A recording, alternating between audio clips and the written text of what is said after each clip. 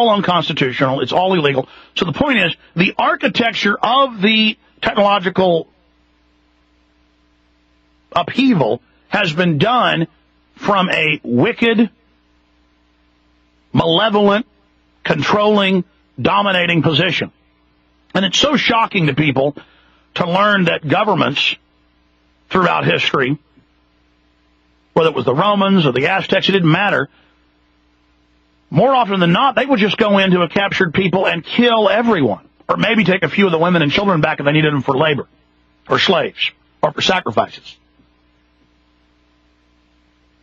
And, the Israelites in the Bible, going in and wiping out entire areas, killing everybody in an area. That is what real warfare is about. That is actually a human, hyper-dominant instinct. And so, of course, the elite have created a world idea that humans are bad and humans are evil, and so if we kill them or use them or poison them, it's only for the betterment. And they say, if you say to the elite, it's horrible, look at a 6-month-old baby, how cute and sweet they are. Don't you have the instincts to love it and want to help it? How dare you want to shoot it up with inoculations of mercury or HIV or hepatitis to kill it? And they say, you are controlled by your primitive instincts. We are scientific and cold-blooded. And, we are theosophic. And we understand that this is for the greater good of Gaia and spaceship Earth. And so as cute as that baby is to you, you're weak and fallen and profane because you don't understand the survival of the fittest strength that we have to be able to turn off our instincts to not want to hurt or kill that little innocent baby.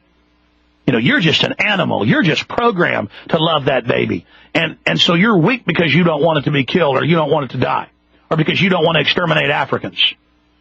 And I guess that's true. I am a human being. I am what my species was designed to be, what it's developed to be.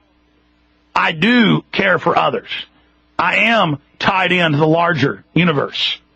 And I am not a cancer that viciously goes through like a buzzsaw, killing and destroying. But, of course, those that claim that humans don't matter and humans are garbage and humans are a parasite and got to be exterminated, they love the frogs and the birds and the bees and the flowers. And it's all wonderful and good. It's humans that are bad. No, as wonderful as the dogs and the birds and the horses are, humans are that much more wonderful. We're also that much more horrible. There's a basic encoding for the life force. And so they know how to manipulate us cold-bloodedly and say, you don't want to soil your own nest. You don't want to hurt the earth. You don't want to toxify our environment. Let us have control. And as Peter Sanger said, as Richard and Haas say in their own public documents, the CFR Club of Rome, they say openly, the environmental movement is completely fake. It is about making humans the enemy and having the state organize against waging war against our own species, with the elite above us waging war against what is seen as Homo sapiens sapien. The elite, we told you about this in Endgame, and right after that it came out in the BBC and everywhere else, where they said, yes, the elite see themselves for over 150 years. And before that they did. The Egyptians thought they were God, the Egyptian pharaohs. It's a sickness of elitism, a sickness of the power trip, of imperial, gone-to-seed hubris to believe they're God. And they believe they're another species. They believe that they are, they have different terms for it, but basically a super Homo sapiens sapien, or an advanced hybrid Homo sapiens sapien that's about to go into rapid evolution with the machine-human interface. How do we know what humans were destined to become not going along this line? Or shouldn't we have an open discussion about, do we want to go down this line? Or do we know the ramifications of it? And again, the transhumanists are saying it's all going to be empowering and wonderful to be interfacing with the machines. But again, the very technocracy that's been built has been built to stunt and dumb down and control and narrow the vision and enlightenment of humans. And then they argue, well, we have to do that because we have to get world government first and use any means necessary to dumb people down so that our elite view, which is the best and the dominant, evidenced by them being in control, justifies the means. We've got to be ruthless and cunning and evil and wicked and destructive, beyond evil, as beyond good and evil, as some of the psychologists and psychiatrists have said. Skinner, killing his own son, torturing him for years in a small cage, small box. And he said it's beyond good and evil. It's beyond good and evil I tortured my son to death. It shows, and he was praised. Oh, he's a great cold-blooded scientist. He's a great researcher. He did it to his own son. See, they revel in that. And they are destroying the very basis of what it is to be human and all of our ancestors and our progeny to come, the past, the present, and the future.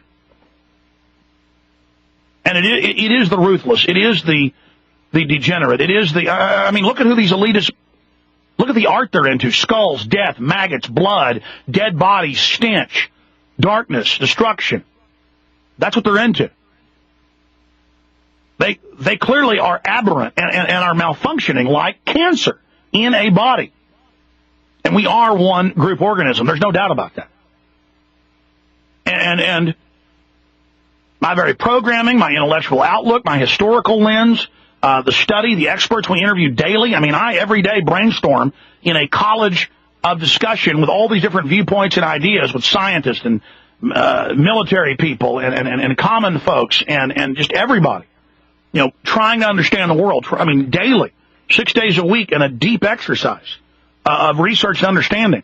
And I think a lot of people read a couple of books, claim they're intellectual, and then just say they've got it all figured out when they have no idea what they're part of in the controlled right paradigm, the controlled left paradigm, in the controlled transhumanist and post-humanist movements, in the eugenics movements, in the environmental movement. I mean, the evidence on its face, all the real environmental degradation is being accelerated. There's no movement to stop or curtail or restrict any of that. And instead, it's all about stealing private property, enslaving, controlling. They always dress it up in socialist terms, but it always goes to the elite. I mean, the facts are in. The facts are in. The species is in grave danger. And we're trying to save the species here. We think man's worth something. Would you walk around with your credit card number displayed on your back for anyone to read?